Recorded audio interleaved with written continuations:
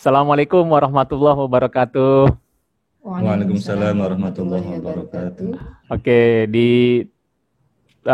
episode 2 ini kita alhamdulillah nih bisa berinteraksi dengan teman-teman di Belanda. Alhamdulillah telah hadir nih Gus Aan dan juga Ning Zaimah.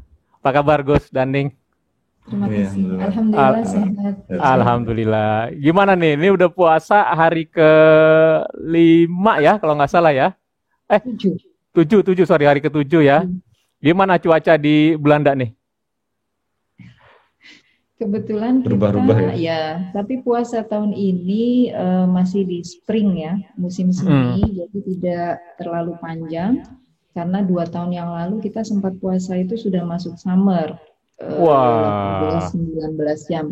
Tahun ini di pertengahan spring jadi 17 jam. oke ya, dapat diskon 2 jam lah. Kalau cuaca sih berubah-ubah ya. Jadi Mm-mm. istilahnya kalau spring itu apa Maret bahasa dan Inggrisnya? bulan April itu kalau kata orang Belanda dia semaunya, kadang tiba-tiba turun salju, tiba-tiba panas sekali dalam satu hari. Iya, makanya saya Kemarin kemarin sempat panas hari ini hujan. sempat lihat info tuh di Liga Inggris tuh, karena kita penggemar Liga Inggris. Ya, Itu kadang-kadang masih pakai pakaian mulai agak jas biasa, nggak terlalu, tapi kadang-kadang masih pakai pakaian dingin gitu kan, karena mungkin cuaca yang relatif sering berubah ya. iya, iya, Oke. April dan Mei, iya. Oke, Gus dan Ning, ini mau ngobrol-ngobrol sebentar nih.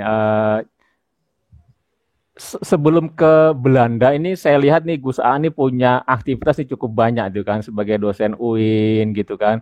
S1 Gus Aan di UI waktu itu ngambil apa Gus ya? Di UI. Saya di Fakultas Ilmu Agama Islam, prodinya Tarbiyah, Tarbiyah. Pendidikan Agama Tahun berapa Islam. tuh Gus? Tahun 96. 96 ya. Wah. Nah, itu bisa cerita singkat nggak nih? Ini kan dari pondok Jombang, Tambak Beras gitu kan. Terus apakah sebelumnya jumpa Ning itu juga di pondok yang sama tuh di Python? karena karena ini menarik nih. Kayaknya apakah satu angkatan atau nggak bisa cerita dulu nih, Gus? Siapa ini yang mau ceritanya? Abi dulu lah. Iya. Oke, Gus. Jadi betul ini. Prediksinya betul sekali. Jadi kami bertemu di Pondok Pesantren Nurul Jadid Python Probolinggo. Pada waktu itu kami sama-sama nyantri di sana dan sekolah di Madrasah Aliyah program khusus waktu itu. Oke. Jadi sebelumnya istri saya ini sempat sekolah di MAN PK Malang ya. Iya, Oke. Ya, itu termasuk sekolah yang favorit sebenarnya, tapi kemudian pindah ke Nurul Jadid. Saya tanya, lu kenapa kok pindah? Semua orang memimpikan untuk sekolah di sekolah favorit itu, tapi kenapa malah pindah ke Malang gitu kan? Ya dia nggak bisa jawab, dia bilang kalau dia tetap di Malang mungkin kita nggak ketemu gitu kan. Dia akhirnya ujungnya sampai ke sana. Oh iya ya, jadi memang jodoh itu rahasia Allah ya. Kita tidak tahu bagaimana caranya begitu.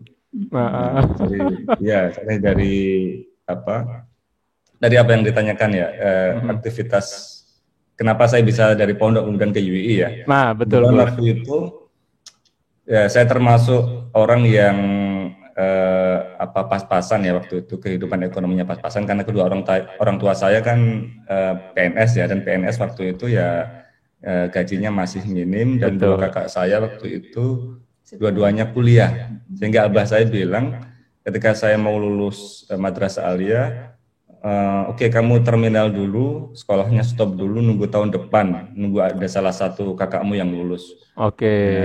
Ya, akhirnya saya waktu itu saya bertekad mau tetap di pesantren saja, mau mengabdi di pesantren, mengabdi ke kiai. Kemudian suatu hari saya dipanggil oleh kepala sekolah, oleh kiai, kemudian bilang, Afdan, kamu mau nggak melanjutkan S1 di UII Jogja dengan beasiswa gitu. Dan alhamdulillah saya, karena kiai dawuh begitu, saya mengikuti seleksi, alhamdulillah diterima di UII, alhamdulillah dengan beasiswa full penuh Dan Masya dari Allah. awal sampai akhir saya tidak mengeluarkan uang sepeser pun ya. Allah. Alhamdulillah gitu kan. Itu saya yakin itu adalah berkah Berkah dari guru ya Gus kiai, ya. doa kiai, dan juga karena mengikuti orang tua ya, ketika saya sudah divonis ya sudah kamu terminal, Gitu. saya ridho, saya ikhlas, alhamdulillah kemudian ada jalan seperti itu. Jadi Wah, ceritanya ini sehingga menarik bisa sekali Gus ya. ya. Biasanya kan apa namanya orang ya ketika dengar kabar dari ayahnya, ini kamu belum bisa kuliah dulu nih. Ya, Itu kan ya. pasti ada kekecewaan yang memuncak gitu ya, dalam arti waduh, teman-teman gue pada kuliah gitu kan. Ini kita harus sabar, bahkan Gus mengikhlaskan, bahkan ingin mengabdi ke pondok. Justru di situ ada ketemu apa namanya fase kehidupan yang nggak pernah Ya, terbayang sebelumnya ya. Betul, betul. Oke. Ya, Nah, itu sering saya jadikan cerita ya, karena saya juga mendapati beberapa orang tuh sampai kemudian frustasi, kemudian ya tidak bisa menerima kalau tidak bisa kuliah pada waktu itu karena mungkin dianggap tertinggal kelas atau tertinggal kemampuannya atau bagaimana. Tapi saya merasa waktu itu ya sudah, memang jalannya sudah begini, takdirnya sudah begini, mau dipaksakan juga nggak bisa gitu. Apalagi dua kakak saya waktu itu kuliah di swasta yang itu tentu biayanya juga butuh besar. Betul. Ya sudah, jalannya begitu. Itu antara dari UI ke UGM itu apakah ada transisi, ada aktivitas lain atau mungkin langsung lanjut, dan apakah itu beasiswa juga atau gimana Gus? Iya, kebetulan alhamdulillah ya. Jadi memang rumus saya dan istri itu kita kuliah itu harus dengan beasiswa karena memang ya secara ekonomi ya kita memang menyatakan ketika kita menikah kita mandiri, kita ingin mandiri ya. Jadi apapun yang terjadi kita tidak ingin membebani orang tua, tidak ingin menceritakan kesusahan kita ke orang tua, begitu kan. Walaupun kita pernah berada di fase yang sangat istilahnya di dasar sekali, pernah tidak punya uang sepeser pun, dan kita tidak pernah cerita ke orang tua, semuanya kita nikmati sendirilah begitu. Alhamdulillah namanya hidup itu kemudian ya ada berputar, kadang di bawah, kadang di atas. Nah, pada waktu itu setelah saya lulus dari UI, saya sempat bingung, dan waktu itu saya sudah berencana untuk menikah dan saya tidak punya, waktu itu lulus dari UI saya tidak punya pekerjaan, tidak punya penghasilan. Akhirnya saya mencoba untuk melamar S2 di Universitas Gadjah Mada dengan beasiswa program Pascasarjana Kemendikbud ya waktu itu. BPS namanya. Dan alhamdulillah diterima, sehingga saya menikah itu dengan modal beasiswa gitu. Jadi sampai lulus sekitar 2 tahun ya, 2 tahun ada bonus perpanjangan waktu itu 1 semester ya, 1 semester. Ning, kalau waktu itu Gus Aan itu habis dari UI benar-benar akhirnya mau nikah, emang saat itu bagaimana Ning? Ya, itu kan sempat jadi menyelesaikan S2 dulu ya Gus Aan ya? Iya. Belum selesai lulus. Bahkan anak saya pertama lahir itu saya sedang mengerjakan tesis S2 di UGM.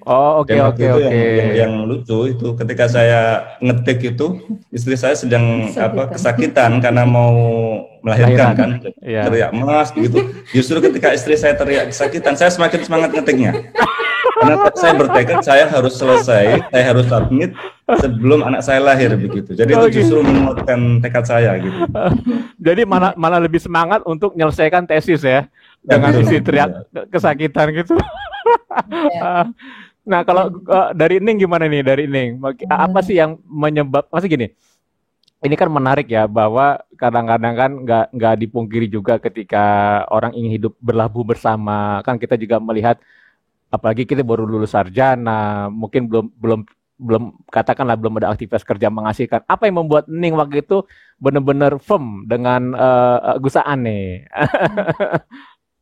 Jadi mungkin ada satu yang perlu saya tegaskan ya, ketika kami pertama bertemu itu ketika di Madrasah Alia program khusus di Nurul Jadid. Tapi jangan dibayangkan kemudian bertemu dating, tidak, karena sama-sama kita juga di pesantren. Tapi kita itu biasanya Saya seingat saya mungkin hanya 2 kali bertemu, kita sama-sama mewakili pesantren untuk beberapa lomba. Jadi saya delegasi dari putri dan Mas Afnan ini dari delegasi putra. Kemudian ya ketemu begitu saja, tidak saling menyapa, hanya diam cuma tahu seperti itu. Kemudian ketika saya ke Kairo tahun 97, sebelumnya sempat 1 tahun di 1 semester di UIN Jogja. Mas Afnan waktu itu sudah ya.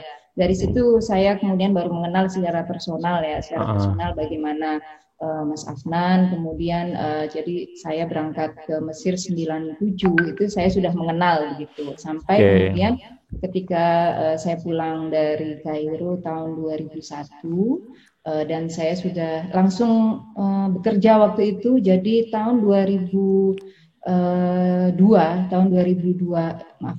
awal itu ada lembaga pendidikan bahasa Arab yang didirikan oleh beberapa muhsinin dari Uni Emirat Arab, sampai sekarang masih ada, bekerja sama dengan PP Muhammadiyah dan Persis begitu, sedang mencari ustazah begitu ya, dosen. Memang itu tingkat diploma 2 tahun, dan memang mencari teman-teman dari Timur Tengah. Nah, ada beberapa senior yang sudah di sana, sehingga saya baru pulang Desember, Januari itu sudah langsung ke Bandung waktu itu, kemudian langsung bekerja. Nah, kita menikah tahun 2002.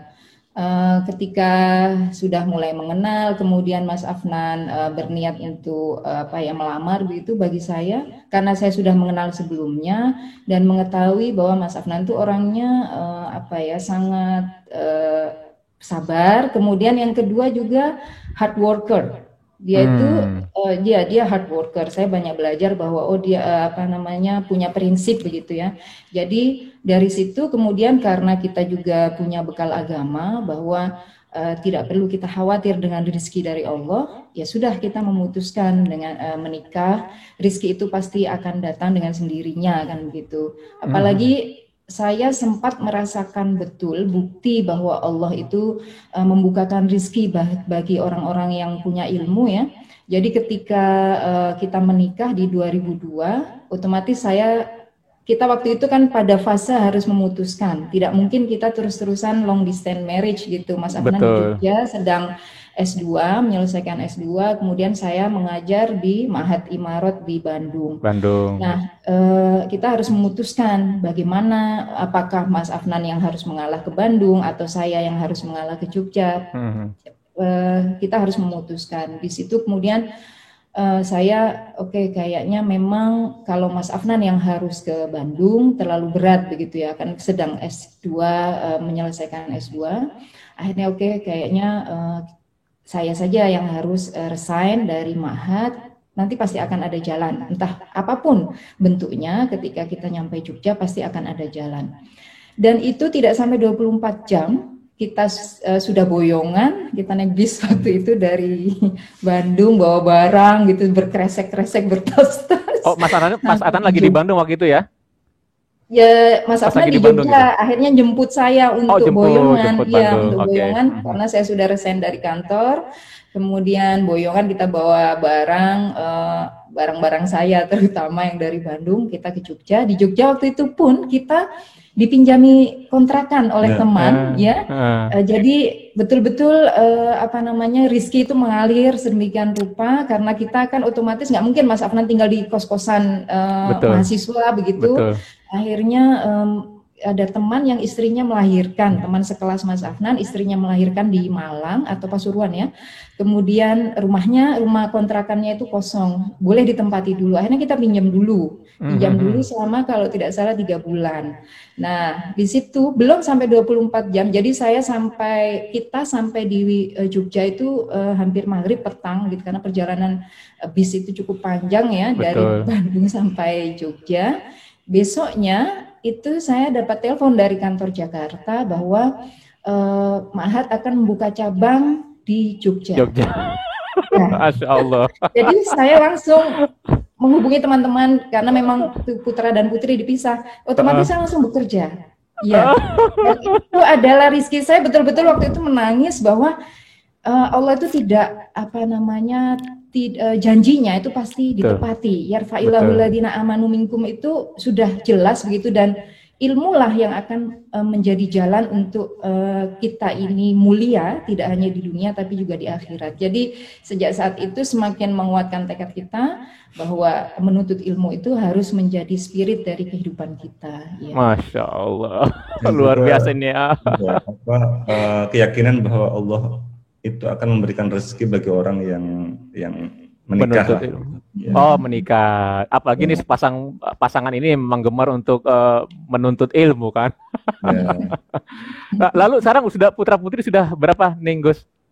3, alhamdulillah. Yang pertama sudah Januari kemarin 17 tahun, kemudian yang kedua 13 tahun. Yang ketiga 10 tahun, alhamdulillah. Mereka ikut ke Belanda atau ke Belanda ikut? Semuanya di sini, ya. Kalau yang nomor 2 dan nomor 3 itu sejak Oktober 2019 ya. Oktober 2019 mereka sudah ikut. Tapi kalau yang pertama, karena dia sudah di pesantren ya, sudah di pesantren di Nurul Jadid, jadi waktu itu kita sudah berdiskusi dengan berbagai pertimbangan. Kalau dia ikut ke sini itu akan ada masa usia dia, meskipun ilmu itu tentu tidak ada ruginya, tapi dia harus belajar bahasa Belanda 1 tahun, kemudian ikut SMA di sini tuh mungkin karena perbedaan jenjang dan sistem macam-macam ada berbagai pertimbangan. Kemudian kita memutuskan kakak nih harus di pesantren dulu, nanti akan ke Belanda untuk visit kan begitu. Jadi mungkin 3 bulan liburan seperti itu. Tapi ternyata kondisi pandemi akhirnya kita merubah, ada plan B. Mungkin, karena kita tidak mungkin untuk apply visa visit, jadi harus visa long stay. Akhirnya kita berkomunikasi, berdiskusi juga termasuk dengan teman-teman yang sudah lama tinggal di sini, bagaimana kalau dia harus sekolah di Indonesia, sekolah Indonesia di Den Haag misalnya, pindah dari pesantren ke sini, plus minusnya apa, kalau dia sekolah langsung di sekolah Belanda, plus minusnya apa. Kemudian alhamdulillah ada jalan tengah setelah kita komunikasi juga dengan pihak sekolah dan juga pengasuh di pesantren Nurul Jadid.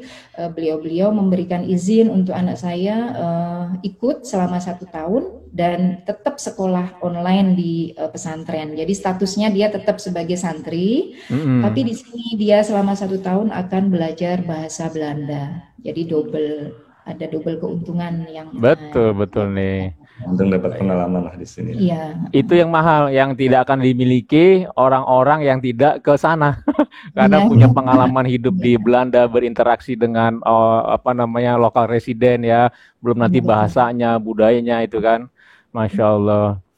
Yang di sekolah satu-satunya orang Indonesia ya? Iya. Gimana? Di sekolah dia satu-satunya orang Indonesia karena ini kebetulan untuk kasus anak kami yang pertama itu. Kasus pertama juga untuk orang Indonesia, biasanya kan yang bawa anak itu usia di bawah di SD atau SMP begitu.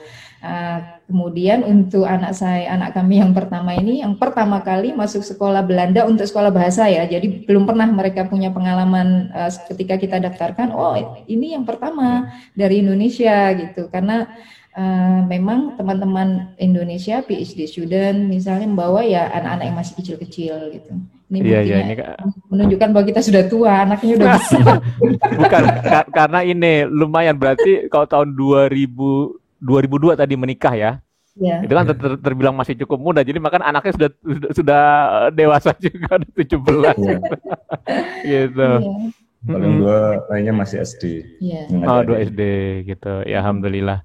Lalu nih Gus, saya mau tanya-tanya nih Gus, cerita kenapa bisa sampai berlabuh nih setelah S1 di UII, terus S2 di UGM, masuk ke Curtin Australia. Nah, bisa sedikit nggak cerita dari Curtin Australia sampai nanti menempuh fase selanjutnya itu di Belanda seperti itu Gus? Ya, seperti saya sampaikan tadi bahwa semuanya mengalir ya. Semuanya mengalir, dan karena kami secara ekonomi ya mengalir juga begitu. Ketika ada peluang beasiswa itu, kemudian kami waktu itu saya sudah terdaftar sebagai PNS ya, sebagai dosen tetap di UIN Wali Songo. kemudian ada peluang untuk melanjutkan dengan beasiswa. Karena waktu itu saya pikir S2 apa S3 apa langsung S3 atau S2 lagi. Saya pikir tidak terlalu penting, karena yang penting bagi saya ingin mendapatkan pengalaman untuk studi di luar, dan menurut saya waktu itu S2 lebih memungkinkan. Yang pertama, saya bisa adaptasi bagaimana hidup di luar, kemudian yang kedua bagaimana secara bahasa itu tidak terlalu jelek lah istilahnya begitu. Sehingga saya kemudian ketika daftar S2 dan saya diterima, saya sangat bahagia karena saya bisa punya pengalaman ya. Di situ saya bisa mengajak anak istri juga, dengan anak yang kedua saya lahir di sana gitu. Dan ya sebagaimana saya sampaikan tadi, semuanya serba mengalir. Bahkan jurusan pun ketika saya kuliah itu saya tidak pernah punya rencana bahwa saya harus mengambil jurusan ini, karena saya ketika ada orang tanya kok kuliahnya nggak linear antara S1, S2, kemudian S2 yang lain, saya bilang ya itu rezeki gitu ya. Dan saya yakin bahwa semuanya adalah ilmu Allah, jadi semuanya terhubung kayak gitu, sehingga dan itu terbukti ya ketika saya lulus S2 di mana Australia, saya bisa mengajar mata kuliah yang sesuai dengan program studi saya di Australia dulu, yaitu mata kuliah agama dan hak asasi manusia. Kebetulan di UIN Wali Songo saya mengajar di program studi agama-agama, dulu namanya ilmu perbandingan agama. Karena saya S2 di UGM itu ngambil perbandingan agama. Kalau pernah dengar nama CRCS itu.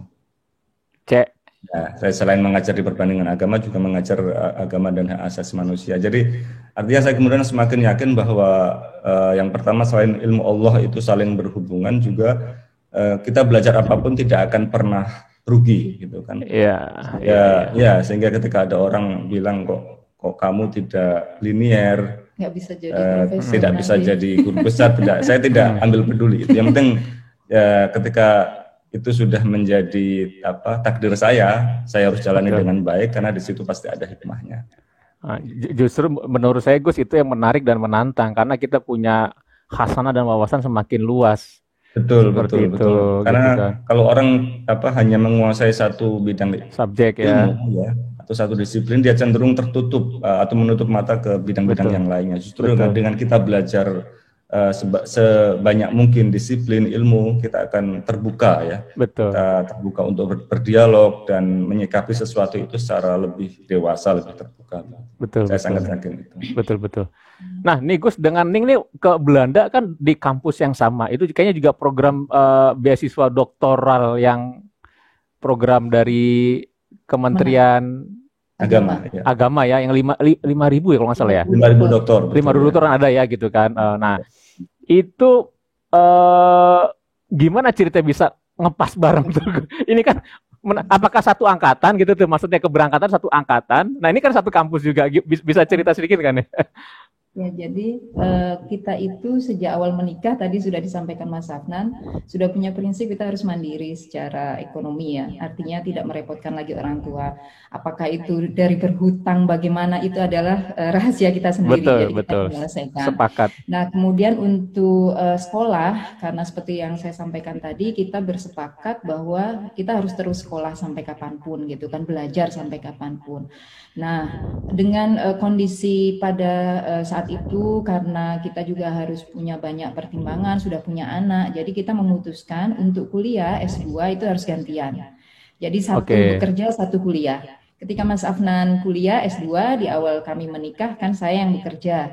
Kemudian ketika anak saya sudah 2 tahun, waktu itu sudah bisa ditinggal ya, Mas Afnan menawari saya, ayo kuliah, sudah waktunya gitu. Karena Mas Afnan waktu itu sudah di IAIN Wali Songo, waktu itu masih IAIN.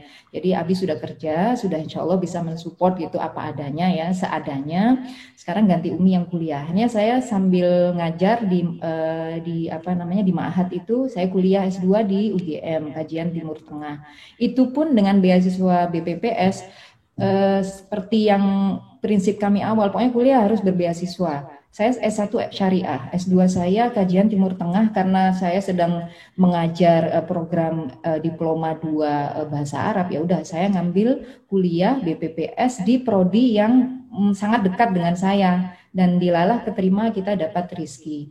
Setelah saya selesai lulus, kemudian ada mulai sudah S2, kita kemudian mulai mikir kita nggak mungkin nih pulang dari Semarang, pulang dari Australia itu tidak, kita punya rumah di Jogja, tapi karena Mas Afnan sudah menetap sebagai dosen tetap di Semarang, kita harus memutuskan nggak mungkin tinggalnya di Jogja, Mas Afnan pulang pergi gitu ya dalam 1 minggu, Jogja Semarang terlalu jauh. Kemudian akhirnya kita memutuskan untuk hijrah ke Semarang. Setelah di Semarang, Mas Afnan mulai nawari karena saya sudah punya anak 2, aktivitas saya waktu itu murni sebagai ibu rumah tangga. Mas Afnan mungkin melihat karena saya sejak awal itu adalah orang yang aktif begitu ya di luar domestik. Mas Afnan nawari mau ini enggak kalau mau daftar dosen gitu kan, ada di Kudus, Semarang Kudus masih terjangkau gitu kan. Cuman dari awal Mas Afnan bilang ini jangan diniati bekerja, jangan diniati mencari uang karena insya Allah lah Abi sudah mampu menafkahi begitu kan ya, untuk aktualisasi diri, bergaul dengan masyarakat, terus mengamalkan kontribusi ilmu, ya. kalau berdialog dengan banyak orang itu kan semakin luas wawasan kita. Akhirnya saya ya udah diantar ke Kudus, dilalah saya juga keterima. Akhirnya sampai berjalan sekian tahun udah mulai mandek ya. Tidak, tuntutan kita kan sebagai dosen harus S3. Mulai ini ada wacana kayak kita harus S3 gimana? Saya waktu itu Mas Afnan sudah sempat mau daftar ke ICRS di Jogja. Cuman saya waktu itu punya pikiran Mas Afnan ini sudah pernah S2 di Australia. Kalau S3-nya di Indonesia, saya personally itu kok eman-eman gitu. Jadi saya dorong sekali, ayo lebih ikut, ini ada beasiswa S3. Mas Afnan waktu itu, udahlah udah tua, agak setengah ini. Tapi saya enggak, pokoknya ikut. Semua kita itu daftar di tahun 2016 ya, Bi. 2016, Mas Afnan nggak tahu apa-apa. Jadi semua saya daftar 2 berkas itu, pokoknya saya, udahlah pokoknya saya betul-betul mensupport gitu ya, support pokoknya Mas Afnan kalau bisa sekolahnya di luar negeri, bukan karena gengsi tidak, tapi saya mengharapkan ada ketersambungan gitu ya, ketersambungan karena ada tradisi akademik yang berbeda, tradisi akademik yang berbeda antara di dalam negeri dan luar negeri. Saya berharap Mas Afnan tidak kehilangan tradisi akademik itu. Jadi S3 ini kita bisa mungkin lah bareng gitu kan. Kalau S2 kemarin bergantian, S3 kita insya Allah sudah bisa bareng. Dan ini adalah momen yang sangat mungkin kita untuk mendapatkan karena kita sama-sama dosen gitu kan. Akhirnya saya daftar. Saya nggak keterima, Mas Afnan yang keterima waktu itu. Oke, nggak apa-apa. Keterima, kemudian di tahun depannya saya baru mendaftar. Tahun depannya 2017 saya daftar. Nah, Mas Afnan waktu itu sudah setengah hati. Nggak bisa lah, Abi kalau berangkat sendiri nanti gimana? Aduh, saya bilang ini, saya bisa mengerti ya. Oke, akhirnya udah semoga tahun depan saya bisa dapat gitu. Ternyata 2017 Alhamdulillah saya dapat juga. Nah, Mas Afnan akhirnya kan ngepaskan, kita sama-sama mencari kampus. Waktu itu Mas Afnan sudah dapat sebetulnya kampus di Amsterdam, sudah rencana di Amsterdam, saya di Nijmegen. Nah, Nijmegen Amsterdam itu lebih dari 100 kilo, meskipun bisa ditempuh dalam 2 jam kereta cepat ya. Tapi salah satu dosen Mas Afnan yang sekarang menjadi pembimbing, Pak Zainal Abidin Bagir itu ketika kita sama-sama ketemu di Jogja, beliau tanya, Mas Afnan di mana? Di Amsterdam. Mbak Zaima di mana? Di Nijmegen. Itu jauh loh, kata beliau. Coba dipikir. Aduh, ini gimana gitu kan? Akhirnya dengan berbagai ikhtiar sampailah pembimbing karena saya yang sudah di Nijmegen, jadi Mas Afnan ngalah, pembimbing saya waktu itu Pak Frans. Mas Afnan coba lobby, penelitian saya tentang ini bisa enggak? Tapi Pak Frans waktu itu semua mahasiswa S3 saya yang baru itu harus concern di bidang agama dan ekologi. Kalau kamu bisa bikin proposal yang bagus, yang menarik mungkin. Gitu. Akhirnya bikin, dilalah Pak Frans tertarik dan Pak Zainal Abidin Bagir bisa menjadi pembimbing kedua. Dari situ kemudian kita mulai menata dan bisa berangkat bersama meskipun tahun beasiswanya berbeda. Iya. Oh, ini yang menarik kalau ada suami agak sedikit down, istri ngedorong. Tadi kadang-kadang juga istri sedikit, maka suami lagi, udah Umi kamu lanjut lagi S2 ini. Karena waktu itu saya udah berpikir pragmatis, misalnya apa sih yang dicari gitu kan? Betul. Misalnya sudah anak-anak sudah mulai besar gitu, kemudian saya di kampus juga sudah aktif gitu kan. Iya. Saya sempat menjabat sebagai kaprodi ya, ketua jurusan gitu kan. Terus saya sudah menikmati, sudah in lah begitu untuk mengembangkan prodi dan lain-lain. Jadi alasan pragmatis itu, dan saya lihat apa sih bedanya begitu kan kalau di kampus gitu kan. Tapi ya mungkin secara karir mungkin nggak terlalu ngefek, tapi secara keilmuan mungkin berbeda, dan juga pengalaman tadi itu ya. Betul, itu yang mahal Gus emang. Jadi inilah yang disebut hijrah ya. Mungkin ada diaspora lah, atau itu kan konsepnya kurang lebih sebenarnya sama. Nah, yang memang mahal itu adalah pengalaman. Kalau studi kita ya bukan, tadi saya setuju sama Ning ya, bukan berarti kalau kita lanjut studi di negeri sendiri bukan berarti itu lebih buruk, bukan, tetapi untuk pengayaannya itu memang di luar ya gitu kan. Jadi saya sangat sepakat. Dan menarik ini kalau kita lihat ini Gus Aan sama Ning Zaima ini memang dua orang yang memang gemar menuntut ilmu. Tadi makanya saya menarik, saat istri bisa jadi don, suami ngedorong, kan itu jadi imbang lagi. Suami don, istri ngedorong. Nah, ya bahkan yang daftarkan istri saya itu, saya waktu itu kan sudah ya. Itu nggak tahu didaftarin Gus. Waktu itu tahu kan sedang didaftarin. Tahu, tapi semua berkas itu saya yang upload sampai kemudian ketika keterima dan harus ke Jakarta. Mas Afnan juga masih setengah hati.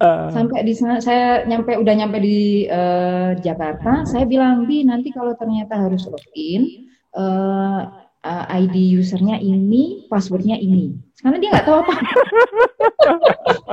Jadi ada sekretaris nih, sekretaris. Kalau proposalnya sih Mas Afnan memang sudah punya, karena kan sempat mau mendaftar di ICRS, jadi sudah ada proposal. Karena kan syarat mendaftar sudah ada proposal disertasi, Mas Afnan sudah punya. Tapi kayak biodata macam-macam itu semua saya yang upload. Jadi poin saya upload, Mas Afnan itu juga diterima gitu kan. Besok harus ke Jakarta. Setengah hati, ayolah gitu kan. Udah cepat gitu. Ini sampai di sana, nanti kalau suruh login ini ya itunya. Alhamdulillah tuh. Jadi ini ya kami sangat berterima kasih ya ke Mora, ke Kementerian Agama yang sudah ini, sehingga kami bisa melanjutkan studi. Betul. Bisa ya sedikit membagi ilmu kami juga di sini. Gitu. Betul. Nah, selama di Belanda ini gimana aktivitas di Belanda, Gus? Di luar studi ya. Tadi kan Gus kan diamanahkan sebagai ketua PCINU juga, Ning juga banyak memberikan kajian-kajian gitu. Ya waktu itu sebenarnya saya ya aktif biasa ya. Kemudian saya menjadi pengurus biasa. Saya diminta untuk menjadi ketua LDBM, Lembaga Dakwah dan Bahsul Masail PCINU Belanda. Saya tidak bisa menolak ya. Sebenarnya waktu itu saya ingin, ketika ditawari mau jadi pengurus di bidang apa, saya lebih memilih ke ini lembaga pertanian, lembaga pertanian dan lingkungan hidup ya. Karena profesor saya sering bilang, Afnan, tolong kamu jangan terlalu fokus kemana-mana, biar kamu cepat selesai studinya gitu kan. Jadi kalau kamu nulis atau aktif di bidang apapun harus terkait dengan bidang kamu, agama dan lingkungan atau agama dan ekologi. Maka ketika ada tawaran seperti itu, saya lebih memilih di situ. Tapi mungkin teman-teman melihat bahwa ini alumni pesantren, alumni ini, tapi masa kok di pertanian gitu loh. Ya sekali lagi saya kan tidak ingin membeda-bedakan antara satu disiplin dengan disiplin yang lainnya berbeda gitu. Betul. Misalnya saya ditaruh di situ, sampai kemudian ketua PCI-nya pulang ya, pulang karena sudah selesai, beasiswanya habis. Kemudian saya didaulat untuk menjadi ketua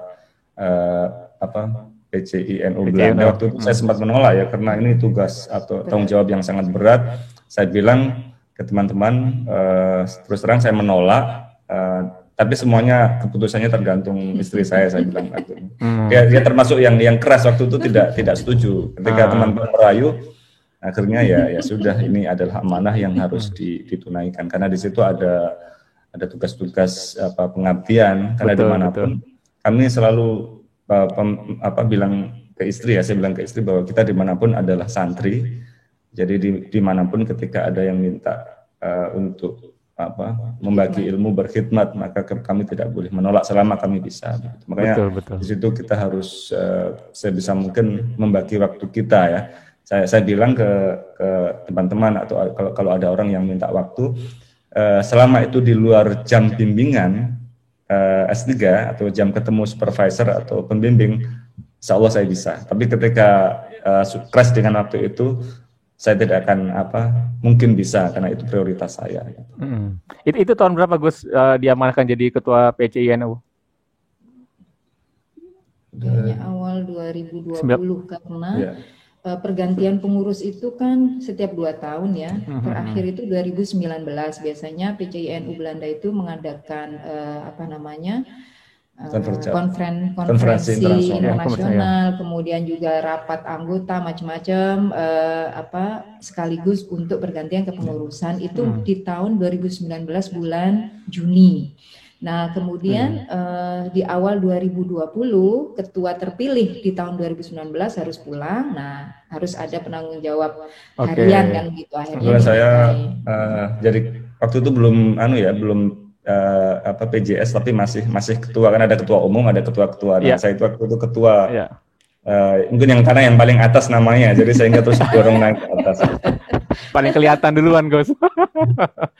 Itu setahu saya juga teman-teman dari LDPBNU kan sering mengirim dai-dai ke Eropa juga ya. Kayak dulu kayak sempat ke sana tuh Pak Kiai Tobaris Azili gitu kan. Mungkin sempat jumpa atau enggak gitu kan.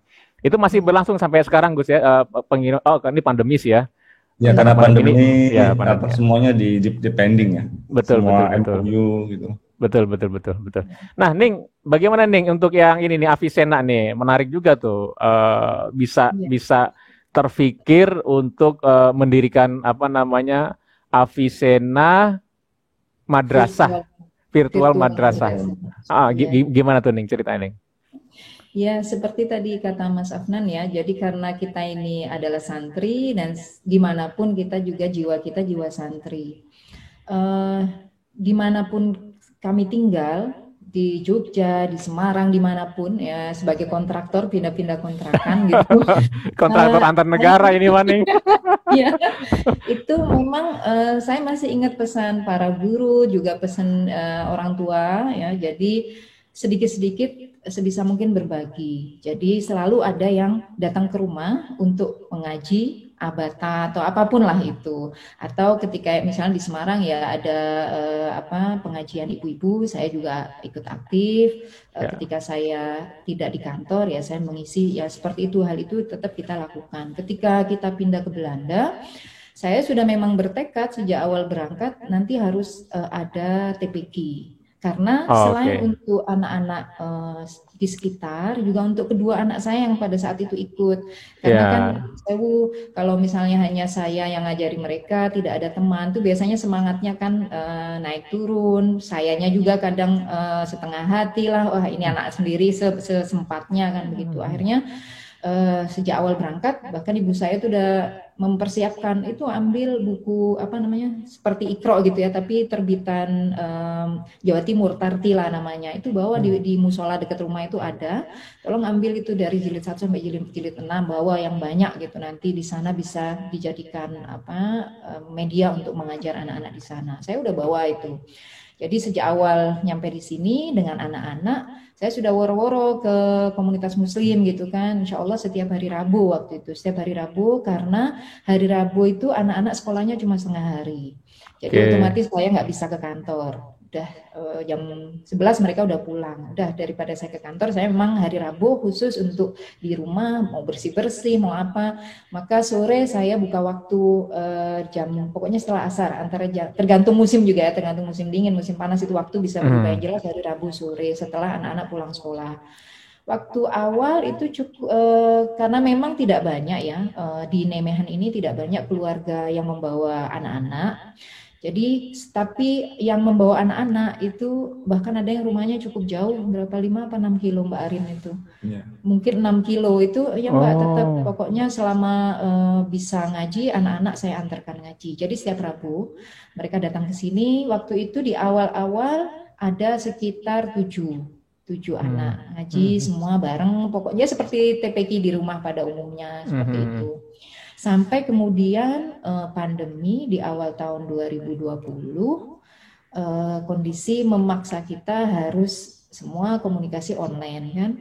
Nah, akhirnya waktu itu juga mulai ada inisiasi untuk kita sesama sesama fatayat gitu yang ada di Eropa mulai berkomunikasi.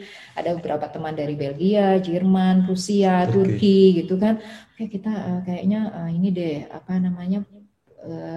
bisa komunikasi online gitu, apa kita bisa melakukan apa gitu kan. Akhirnya waktu itu saya dengan satu teman dari Jerman dan satu dari Turki itu kita ngobrol bertiga, kayaknya mungkin dari Fatayat ini kita bisa mencoba untuk menyatukan gitu ya TPQ yang mandek. Karena di setiap kota pasti ada, seperti di Belanda di Nijmegen ada, di Groningen ada, di Den Haag ada, Leiden, semua pasti ada dari teman-teman kita sendiri. Akhirnya kita komunikasikan, gimana nih kalau kita ketemu online setiap pekan. Waktu itu di awal-awal pandemi karena full tidak sekolah, setiap pekan waktu itu 2 hari, 1 hari Senin dan hari Rabu.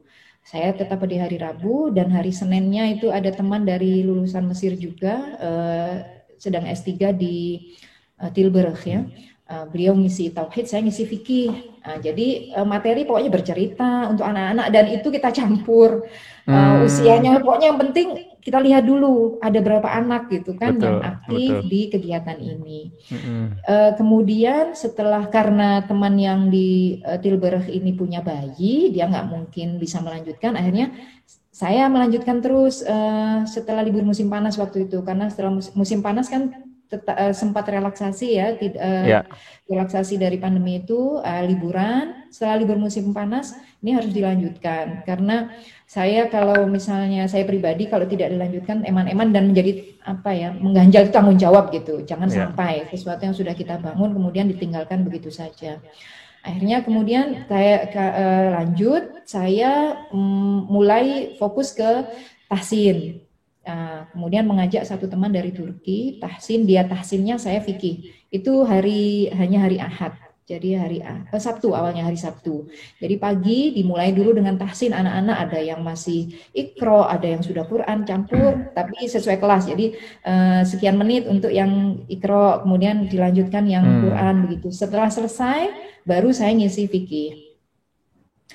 Lama-lama kemudian saya mulai berpikir ini kalau terus-terusan begini tidak terorganisir sayang kan gitu. Akhirnya kemudian mulai kita ngobrol lagi dengan teman-teman. Kemudian juga ada satu teman yang memang bidangnya IT, punya giroh yang luar biasa untuk berkhidmah gitu. Pokoknya saya pingin saya bisa bermanfaat di bidang apa gitu. Akhirnya saya bilang oke, kalau begitu kita bikin kelas online, kita dirikan sebagai madrasah yang resmi gitu kan, madrasah kita kasih nama dengan berbagai perdebatan. Oke, Avicenna. Cocok lah Gus sama Ning nih kan ngambil nama Avicenna. Akhirnya kemudian jadilah madrasah, kita mulai organisir dengan pendaftar tanpa biaya, tapi akhirnya kita pendaftaran melalui form, jadi kita tahu santri kita ada berapa, dari mana saja gitu kan. Sampai saat ini alhamdulillah sudah ada 40 santri dari berbagai negara, terutama memang Indonesia dan Eropa, kemudian ada yang dari Australia. Waktu itu memang tujuan awal kita Kanada ada tapi Ada. sempat nggak aktif. Jadi awalnya kita memang hanya untuk teman-teman yang ada di Eropa ya, tapi ternyata yang dari Indonesia juga banyak yang tertarik gitu. Betul. Makanya ya udah dari manapun, yang penting kita cari golden time, kira-kira jam berapa sih anak-anak di Indonesia dan di Belanda, Eropa dan Australia itu bisa nyatu gitu. Iya. Jam Ya, berapa tuh jadinya tuh? Kan ada selisih waktu juga. kalau di musim dingin jam 8 pagi. Jadi jam 2 waktu Indonesia, jam 9, 10, 11, 12, jam 1 waktu Indonesia.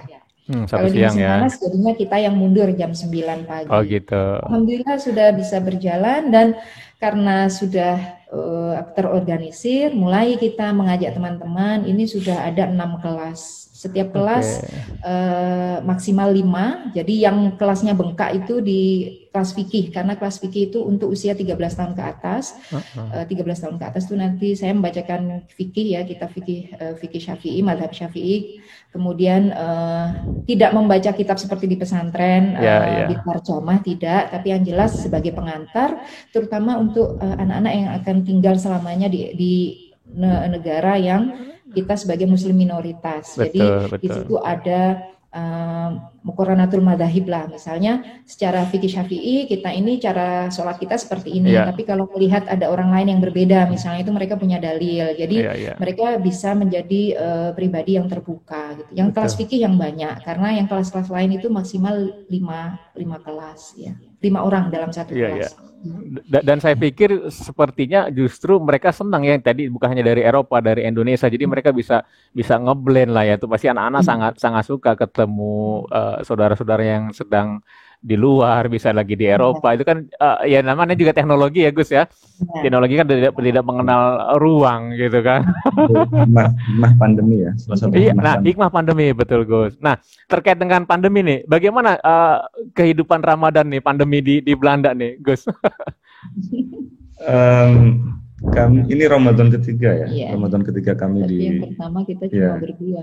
Ya, yang pertama kita cuma berdua ya, 3 bulan pertama kita hanya berdua, kemudian kita pulang untuk penelitian, untuk riset selama 3 bulan, kemudian balik lagi dengan membawa anak-anak. Nah itu pengalaman Ramadan pertama ya, kami sebagaimana Ramadan di Indonesia ya, ada ngabuburit, kemudian cari takjil. Ngabuburitnya kemana nih ngabuburitnya? Ya ke ini, karena di Nijmegen ini kebetulan masjidnya itu rata-rata masjid Turki dan Maroko ya. Jadi biasanya karena perbatasan yang tadi dengan Jerman ya, jadi banyak juga ya orang-orang Turki ya di sana ya. Ya. Dan di sini kalau jadi masjid Indonesia itu maksudnya yang besar ya, yang nggak besar itu ada 2, Masjid Al-Hikmah itu di Den Haag, satu lagi itu Masjid Al-Ikhlas di Amsterdam. Kalau di kota yang lainnya kayak di Rotterdam mungkin ada ya, tapi di Nijmegen karena kotanya kecil itu nggak ada masjid Indonesia. Jadi saya kalau Jumatan, kemudian ya tadi kalau misalnya ingin merasakan suasana Ramadan, berbuka puasa dengan muslim yang lainnya, kami pergi ke masjid Turki gitu. Ya itu mengingatkan kenangan kami ketika di Australia dulu ya, karena kami mungkin lebih sering berbuka bersama di masjid kampus bersama orang-orang yang dari berbagai negara. Kami ingin merasakan suasana itu karena di kampus tidak ada masjid. Akhirnya kami mencari masjid yang memungkinkan kami untuk bertemu, untuk bersama-sama menikmati buka bersama gitu dengan teman-teman dari berbagai negara. Dan pilihan itu jatuh masjid Turki gitu. Karena yang terdekat ya. Ya ada yang lucu ya. Ketika pertama kali datang, saya tidak melihat ada orang Indonesia di situ, dan orang-orang Turki itu nggak semuanya bisa bahasa Inggris gitu loh. Ya karena saya nggak bisa bahasa Turki, mereka nggak bisa bahasa Inggris, nggak bisa bahasa Indonesia. Akhirnya kami bicara dengan bahasa isyarat. Tapi ya pengalaman. Gaya ada beberapa sih yang bisa bahasa Inggris dikit-dikit ada. Gitu ya. Terus bagaimana nih dari santap sahur, waktu-waktu sholat saat ini kan sekarang semi ya, musim semi ya? Iya. Jadi kalau memang Kalau ditanya bagaimana suasana Ramadan di sini, memang tidak terasa ya, karena kan minoritas, jadi itu Minoritas. menjadi ritual dan juga tradisi masing-masing. Ketika sebelum pandemi, biasanya kita juga ada buka puasa bersama dengan sesama masyarakat Indonesia, bergantian gitu. Biasanya ada yang ngundang, misalnya malam ini di mana gitu kan. Tapi ya karena itu tadi waktunya sudah sangat larut, Betul. buka puasa jam setengah 10 misalnya ya. Kemudian pulang dari buka puasa itu udah jam 12 malam gitu. Artinya memang hanya jarang-jarang, hanya beberapa yang beberapa kali sebelum pandemi ada undangan buka puasa bersama. Komunitas komuni ya. Keluarga Muslim Nemehan Indonesia. Tapi kemudian ketika pandemi ya kita tidak bisa melaksanakan itu. Maka ya kita sendiri melaksanakan ibadah Ramadan ini, kayak misalnya soal waktu. Meskipun ada pendapat yang membolehkan kita untuk misalnya menyesuaikan waktu dengan waktu negara Muslim terdekat, ketika puasa itu dianggap terlalu masyakoh gitu, terlalu panjang kan. Tapi kami selama ini alhamdulillah masih mampu untuk menjalankan sesuai dengan waktu yang ada di Belanda. Jadi sahur itu subuh itu kalau sekarang itu jam 4.15, hari ini tadi jam 4.15. Nanti buka puasa masih jam 9.45. Kecuali untuk anak kami yang terakhir, karena kan dia masih belum balik, masih latihan, saya standarkan saja sesuai Indonesia, nanti dia jam 6 itu sudah boleh buka sedikit gitu, nanti dia puasa lagi, seperti ya tradisi Melati kita di Indonesia. Kalau Indonesia kan ada puasa beduk gitu kan. Puasa beduk lah dulu kita juga begitu kan.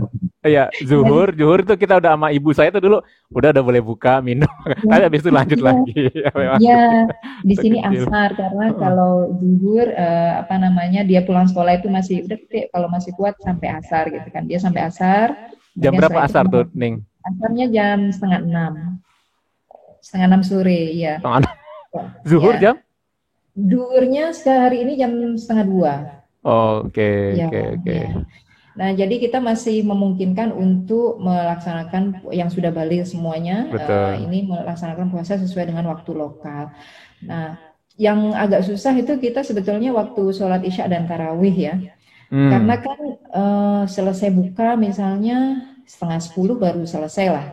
Kemudian nunggu isya itu isyanya masih jam 11. Terutama untuk anak-anak ya. Terutama untuk anak-anak. Jam 11 malam baru isya. Kalau kita selesai tarawih misalnya cepat-cepat misalnya 11:30 baru selesai, padahal besok dia jam 3 sudah harus bangun, kemudian harus sekolah. Kita mikir masyakoh sekali buat mereka. Jangan sampai agama ini menumbuhkan kesan yang buruk gitu kan. Betul. Akhirnya kita kemudian setelah maghrib sambil ngaji, setelah ngaji kemudian saya minta udah tidur aja. Saya bangunkan dia jam 3 atau 3:45, barulah kita sholat isya dan tarawih. Tapi sambil kita selingi untuk sambil minum sehingga nanti baru setengah jam sebelum subuh baru kita makan, untuk anak-anak makan berat. Kalau kami sudah tidak makan berat lagi untuk sahur, sehingga itu tadi karena baru belajar juga 2 tahun sebelumnya atau selama ini kita itu setiap habis sahur selalu ke kamar mandi bolak-balik, selalu pingin buang air kecil. Kenapa? Ternyata kata teman yang ahli gizi itu karena kita minum banyak dalam waktu yang pendek. Berdekatan ya. Iya, berdekatan, sehingga langsung keluar, tidak bisa dicerna dengan baik oleh tubuh. Makanya ketika jam 3 bangun langsung ayo minum semuanya gitu kan, minum dulu 1 gelas, nanti sambil tarawih ayo minum lagi 1 gelas, terus begitu sampai nanti kemudian tarawih setelah sahur menjelang subuh diingatkan lagi. Jadi masih ada waktu cukup banyak, tidak istilahnya 2 liter itu tidak dihabiskan dalam sekian menit kan gitu. Ya begitu sih. Ada kesempatan tubuh untuk menyerap cairan ya. Biasanya kan suasana Ramadan di Indonesia itu terasa ketika malam hari ya, ketika taraweh bareng gitu kan, buka bersama. Nah itu kita tetap ingin menjaga supaya itu bisa terkondisikan juga di keluarga. Betul. Jadi karena ya bisa dikatakan habis buka itu sudah waktunya tidur sebenarnya kan. Iya, Sudah ngantuk-ngantuk. betul. Cuman ya kita sempatkan ya anak-anak juga untuk mengaji lah, untuk tadarus. Nah, sebelum tidur itu tadarus dulu. Jadi, supaya kita tidak kehilangan momentum Ramadan ini. Iya. Gus sama ini kan ambil S3-nya tuh di kampus apa namanya tadi tuh? Redboud. Nah, saya ngomongnya agak susah memang tuh. Nah, itu ada nggak mahasiswa Indonesia yang lain tuh? Bukan bisa jadi kan berdekatan juga tinggalnya gitu? Ya. Banyak. Sebetulnya kalau mahasiswa Indonesia secara keseluruhan di Nijmegen ini mungkin 50-an ya. 50-an. Tapi yang membawa keluarga itu sudah banyak yang pulang. Sekarang tinggal ada 4 yang punya keluarga dan punya anak-anak. Oke. Tinggalnya ada yang dekat, ada yang jauh. Nah, ini yang biasanya kita memang dengan yang berkeluarga ini kita ada komunitas khusus selain dengan mahasiswa secara umum ya. Jadi ada komunikasi khusus. Kemudian bagaimana tentang anak-anak, memungkinkan nggak nanti misalnya kita tadi sudah bicara di kelas tahsin pagi itu nanti kita Idul Fitri bisa nggak ya sholat bareng gitu. Jadi untuk bicara hal-hal sedemikian rupa, termasuk juga yang ngaji-ngaji di TPQ itu adalah anak-anak dari keluarga-keluarga itu. Oh, oke. Menarik juga nih ya. Kalau tadi seperti Gus Aan sampaikan, Ramadan itu identik nanti itu malam tuh kan di Indonesia itu pasti rame. Apalagi nggak usah nunggu malam Gus, itu jam 5 itu udah rame di pinggir jalan nyari takjil kan. Ya kebayang lah di sana kan.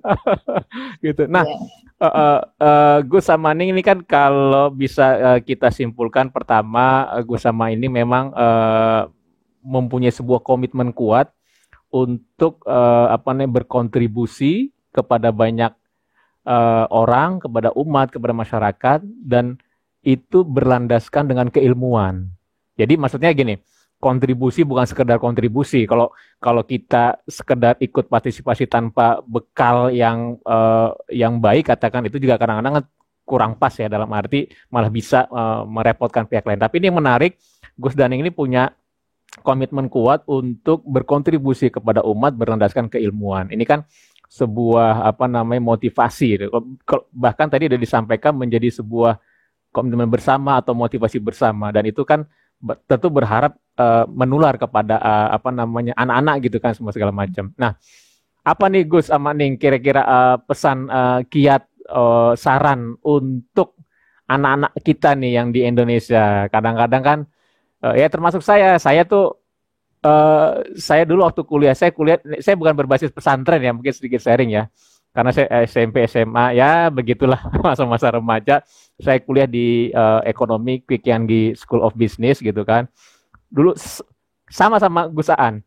Dulu punya motivasi kuat untuk kuliah. Saya bilang, saya nggak mau lanjut studi di Indonesia. Kalau mau, saya mau nyari beasiswa keluar. Dan alhamdulillah ditolak terus Gus. Nggak berhasil. Tapi saya nggak mau ngambil karena yang saya cari itu bukan ilmu. Kalau pelajaran itu tentu ya di UI, UGM, semua pasti ada lah. Saya ingin cari itu adalah pengalamannya. Nah, saya rasa sih orang-orang seperti saya tidak sendirian. Maksudnya banyak juga yang beberapa kali coba gitu kan, itu belum berhasil lah. Bukan gagal ya, belum berhasil karena timingnya. Mungkin ada nggak saran kiat nih Gus supaya banyak juga mahasiswa-mahasiswa kita bisa lanjut studi keluar, supaya nanti kan ketika mereka balik ya tentunya kan bermanfaat buat negeri sendiri gitu. Apa kiat-kiatnya Gus Daning nih? Jadi jangan pernah berhenti bermimpi, jangan pernah berhenti berusaha begitu ya. Kalau untuk yang S3 ini alhamdulillah saya sekali daftar diterima, tapi yang untuk S2 ini yang di Australia maksud saya, di Australia itu yang ketiga. Jadi 2 kali tertolak. Kemudian saya belajar dari pengalaman, dari yang pertama dan kedua saya tanya-tanya ke teman-teman.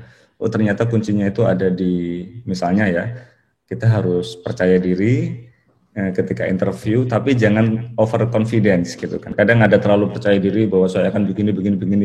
No, bahwa kamu tidak akan bisa merubah dunia ini sendirian begitu. Yes. Nah diperlukan kontribusi orang yang lain. Jadi kita harus humble, tapi jangan juga terlalu merendah Betul, gitu. ya. Kita harus confidence ketika menyampaikan, karena yang dicari oleh pemberi beasiswa adalah orang-orang yang nanti diharapkan ketika selesai studi dia akan bisa memberikan kontribusi. Tapi kontribusinya kalau kita terlalu ketinggian kan itu Betul. juga bagi mereka tidak masuk akal begitu ya. Jadi kita harus bisa meyakinkan mereka bahwa mereka memberikan beasiswa ke orang yang tepat, dan kita harus bisa menunjukkan bahwa setelah kita selesai studi kita bisa memberikan kontribusi ke bangsa dan negara. Ya, kalau saya sendiri kebetulan karena studi saya itu agama dan ekologi, maka sejak awal Ramadan saya mengkampanyekan supaya Ramadan ini menjadi Green Ramadan, yaitu Ramadan yang hijau. Karena biasanya kan Ramadan ini kita cenderung terlalu berlebihan, kemudian kita membuang sisa makanan. Indonesia ini termasuk negara nomor 2 loh. Peringkat kedua negara yang paling banyak membuang sisa makanan. Betul. Setelah Arab Saudi. Ini kan sesuatu yang sangat menyedihkan. Oleh sebab itu ketika kemarin awal Ramadan ada kajian di masjid, saya mengisi tentang Green Ramadan, bagaimana kita menjadi seorang muslim yang bisa kita mulai dari diri sendiri ya, untuk ramah lingkungan, mengurangi misalnya plastik. Kemudian di masjid pun juga demikian, kalau kita menjadi pengelola, bagaimana masjid kita itu didesain menjadi masjid yang eco masjid, eco friendly ya, tidak friendly, tidak banyak membuang air, bahkan kalau bisa air wudhu itu didaur ulang supaya bisa dimanfaatkan lagi. Betul. Jadi saya ingin walaupun saya juga sedang proses belajar ekologi lingkungan, tapi saya ingin bahwa apa yang saya dapatkan di sini itu juga bisa di-sharing dengan yang lain. Oke. Nah, bagaimana menurut Ning nih? Ya, menambahkan saja jadi kunci lain dari kemungkinan kita mendapatkan beasiswa itu adalah bahasa ya. Kuasai satu bahasa internasional apapun itu. Nah, entah itu bahasa Arab, bahasa Inggris, bahasa Jerman, salah satu atau 2, 3 lebih dari itu juga lebih bagus. Karena kalau kita tidak menguasai salah satu dari bahasa internasional, kayaknya jauh panggang dari api untuk kita bisa mendapatkan beasiswa. Sepintar apapun. Tapi kalau kita tidak bisa menguasai bahasa itu, kayaknya nggak mungkin kita mendapatkan beasiswa. Kemudian yang kedua, kenali potensi diri ya. Kadang kelemahan dari kita, mungkin saya juga ketika masih masa-masa S1 misalnya atau masa aliyah itu, kita tidak mengenali potensi kita apa. Kita harus mulai tahu potensi kita itu apa.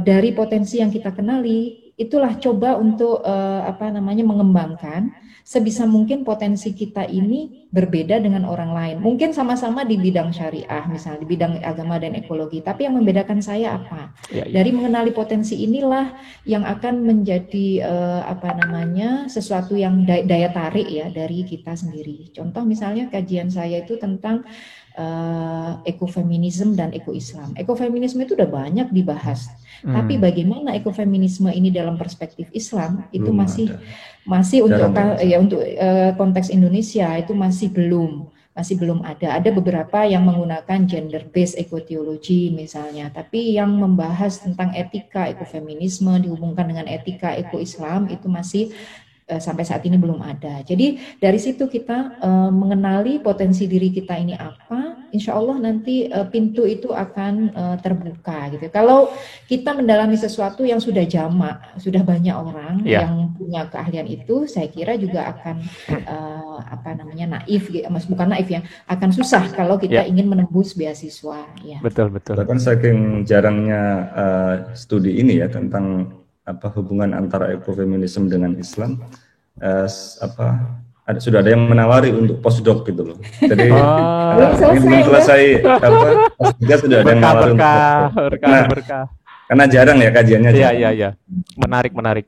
Jadi bisa disimpulkan ada resep dari Gus Aan ini.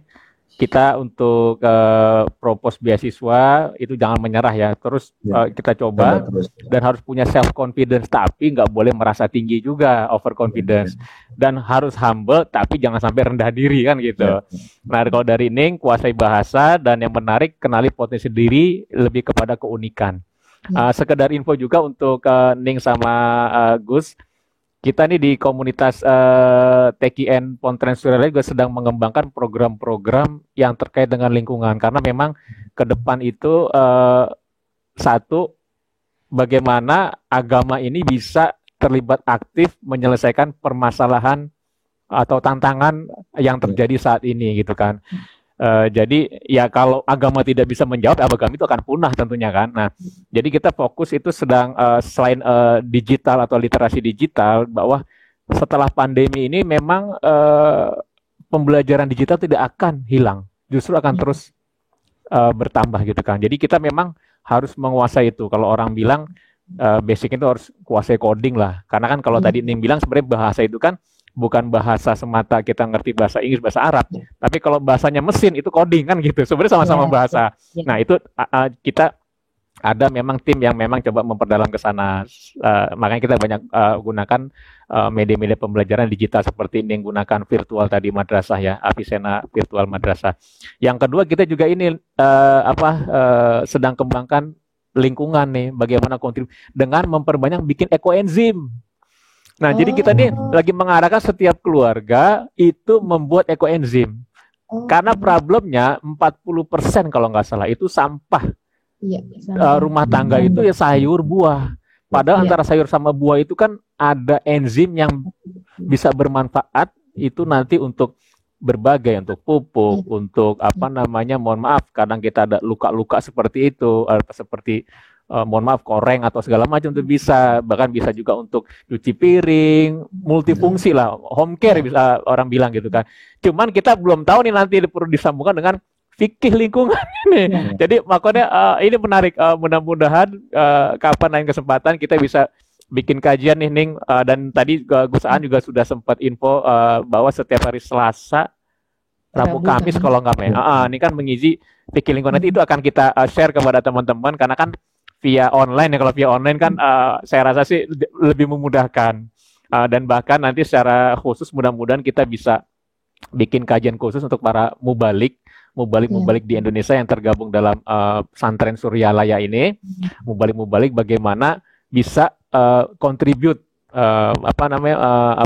memasukkan nilai-nilai fikih lingkungan supaya setiap keluarga ini aware lah, karena kan yang berperan sentral ini dalam lingkungan sebenarnya kan keluarga juga. Kayak tadi kita coba mulai dengan setiap keluarga itu untuk membuat ekoenzim. Nah, itu memang kita lakukan karena nggak bisa lagi Ning dakwah ini cuma sekedar verbal mengajak, tapi kita harus membuktikan gitu kan, terlibat aktif. Makanya alhamdulillah nih Ning sama Gus, sore ini waktu di Jakarta kita bisa diskusi banyak pembelajaran dari Gus Aan dan Ning Zaimah, bagaimana memotivasi diri untuk terus berkembang dengan ilmu pengetahuan, bagaimana dalam berumah tangga membentuk sebuah komitmen kuat sehingga akhirnya begitu yakin dengan adanya pertolongan Allah, dan di masa pandemi ini ternyata memang segala sesuatu itu menjadi cepat berubah, dan tentu kita perlu beradaptasi dengan lebih baik. Terima kasih Gus Aan sekali lagi, dan Ning Zaimah. Semoga lain kesempatan di lain waktu kita bisa jumpa lagi dengan tema-tema berikut, dan jangan bosan, mudah-mudahan nanti kita bikin program lagi. Iya. Salam untuk teman-teman di Belanda sama Kiai kita nih, Kiai Nur Fatah. Iya, insya Allah. Ya. Gitu, lama nggak komunikasi juga dengan beliau. Terima kasih sekali lagi Gus dan Ning. Mohon izin. Yo, assalamualaikum. Waalaikumsalam warahmatullahi wabarakatuh.